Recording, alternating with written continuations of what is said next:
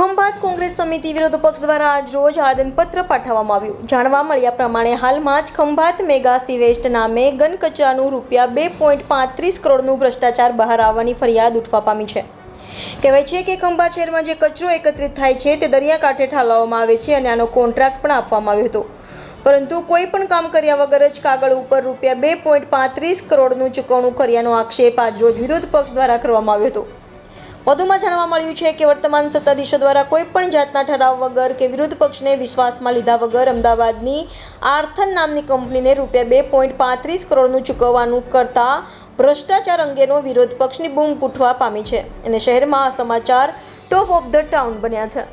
વિરોધ પક્ષ દ્વારા આવેદનપત્રમાં જણાવવામાં આવ્યું છે કે જવાબદારો સામે યોગ્ય તપાસ કરી ફરિયાદ દાખલ કરવા ખંભાત ચીફ ઓફિસર શ્રી તેમજ ખંભાત મામલતદાર શ્રીને આવેદનપત્રમાં જણાવવામાં આવ્યું હતું। જો આવનાર દિવસોમાં પગલાં ભરવામાં નહીં આવે તો ખંભાત વિરોધ પક્ષ દ્વારા ઉગ્ર આંદોલન કરવાની ચીમકી ઉચ્ચારવામાં આવી છે। આવેદનપત્ર પાઠવતા ખંભાતના કોંગ્રેસ અગ્રણીએ શ્રી નીતિનભાઈ બ્રહ્મભટ્ટ, જાણીતા એડવોકેટ શ્રી યમનીભાઈ, જગદીશભાઈ જાદવ તેમજ બુધાભાઈ, ચંદુભાઈ કડિયા અને અપ્પુભાઈ તથા કોંગ્રેસના કાર્યકરો હાજર રહ્યા હતા। Reporter Ashwin Khatri, India 24 news, Khambhat. તો કયા અનુસંધાનમાં આવેદનપત્ર આપવામાં આવ્યું છે?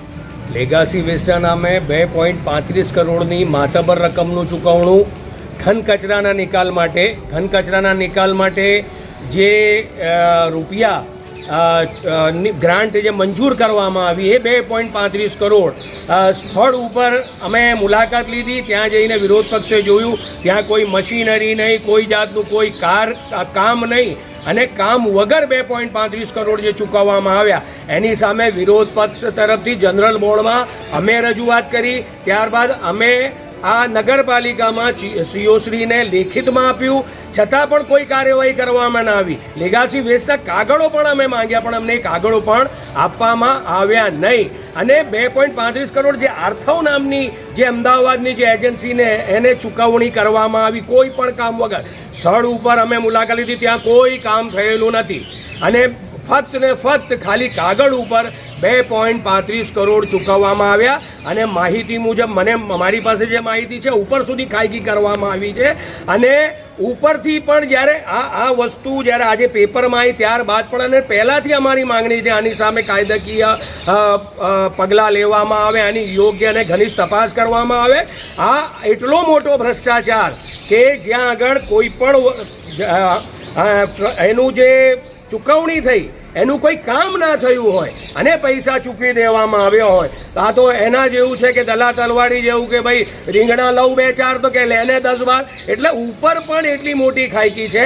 આમાં જે કોઈ નગરપાલિકાના માનનીય પ્રમુખશ્રી હોય કે ભૂતપૂર્વ અમારા સીઓ સાહેબ હોય કે જે કોઈ વ્યક્તિ હોય જે ઠરાવથી પૈસાની ચૂકવણી કરવામાં આવી છે એ કયા ઠરાવથી ચૂકવણી કરવામાં આવી અને કઈ રીતે ચૂકવણા એની જવાબદારી કોની એ જવાબદારી નક્કી કરવામાં આવે અને આ લોકો સામે યોગ્ય તપાસ કરી એમની સામે ફરિયાદ દાખલ કરવામાં આવે। વિરોધ પક્ષ તરીકે અમે સજાગ છીએ, અમે આ બાબતે ફરીથી કાગળો મેળવીશું। જો એમના ભૂતપૂર્વ પ્રમુખ એમને જો કાગળો ના આપતા હોય તો વિરોધ પક્ષને તો અમે માગણી વારંવાર કરી છતાં પણ નથી આપતા, પણ ફરી એકવાર પ્રયત્ન કરીશું અને તમામ આરટીઆઈ કરીશું અને એમાં કાગળો મળશે એના આધારે અમે પોલીસ કેસ પણ કરવાના છીએ।